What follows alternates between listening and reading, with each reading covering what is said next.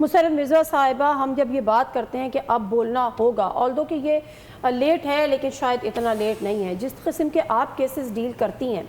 ایک کیسز تو وہ ہوتے ہیں جو رپورٹ ہو جاتے ہیں، میڈیا ایک ہائی پروفائل کیسز بن جاتے ہیں، بہت سارے ایسے کیسز ہیں، اور کچھ کیسز ایسے ہوتے ہیں جن کا تو شاید ہمیں یا میڈیا کو پتہ بھی نہیں چلتا، وہ کہیں رپورٹ بھی نہیں ہوتے۔ آپ کا واسطہ کس قسم کے کیسز سے زیادہ پڑتا ہے اور کیا اس میں آپ کا اپنا ذاتی تجربہ ہے؟ بیٹے میرا جو آرگنائزیشن ہے نا، اسمائل اگین فاؤنڈیشن، وہ جلی ہوئی بچیوں کو ان کی مدد کرتے ہیں، ان کے علاج میں، ان کو دوبارہ اپنے پاؤں پہ کھڑے ہونے پہ، اگر وہ لیگل آگے بڑھنا چاہتی ہیں اور سزا دلوانا چاہتی ہیں پرپیٹریٹرز کو، تو ہم ان کو اس ہیلپ کرتے ہیں۔ بٹ یہ جو واقعات ہیں، یہ مجھے 25 سال ہو گئے، تو یہ جلی ہوئی عورتیں جو ہیں 25 سال سے پہلے سے بھی جل رہی تھیں۔ جب مجھے اللہ تعالیٰ نے یہ موقع دیا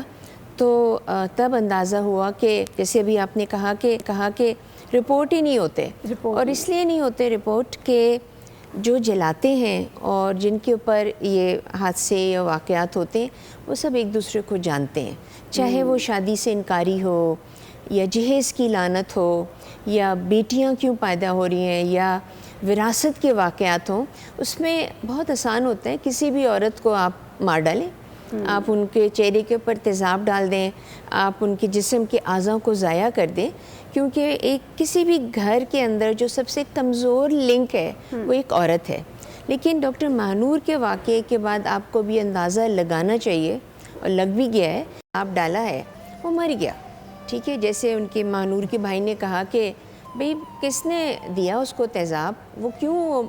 یہ تمام ویسے یہ عقل ماننے کو تیار نہیں ہے کہ ایک لفٹ آپریٹر جو تھا وہ اس ہاسپٹل کی ایک ڈاکٹر کو اپروچ کر رہا تھا for any sort of relationship, اور ان کے نو کہنے پہ، یہ پاکستان میں نو کی ایکسیپٹنس بھی نہیں ہے نا، اس پر بھی میں بات کروں گی، لیکن میری کم از کم عقل یہ تسلیم نہیں کرتی کہ ایک لفٹ آپریٹر ایک اس ہاسپٹل کی ڈاکٹر کو اس لیے اپروچ کر رہا تھا۔